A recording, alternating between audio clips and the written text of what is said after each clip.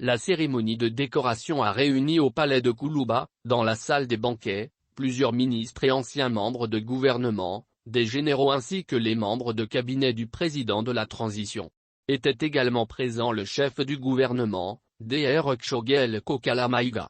Juste après l'exécution de l'hymne national, le général Amadou Sagafurou Gueye, grand chancelier des ordres nationaux, a situé cette cérémonie dans son contexte. Cette cérémonie, faut-il le rappeler, est une tradition de la grande chancellerie des ordres nationaux au profit de ceux qui ont mérité de la nation, par leur engagement patriotique. Ces distinctions solennelles sont, une fois de plus, la preuve de l'attachement du chef de l'État à la récompense du mérite au service de la nation. Au total, 11 grands officiers de l'ordre national, 7 commandeurs de l'ordre national, 16 officiers de l'ordre national et 21 chevaliers de l'ordre national ont été distingués par le grand maître de l'ordre national, son Excellence colonel Assimi Goïta.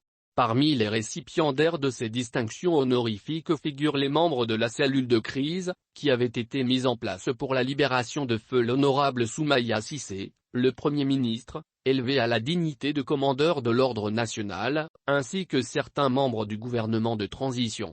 Au nom des récipiendaires, l'ancien ministre Boubacar Karamoko Koulibaly a exprimé toute sa reconnaissance au chef de l'État pour ses distinctions dans les ordres nationaux de la République du Mali.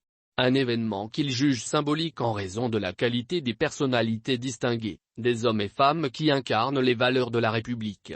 Le porte-parole finit par appeler, en lançant surtout un appel aux Maliens, que servir l'intérêt public est une passion, une vocation.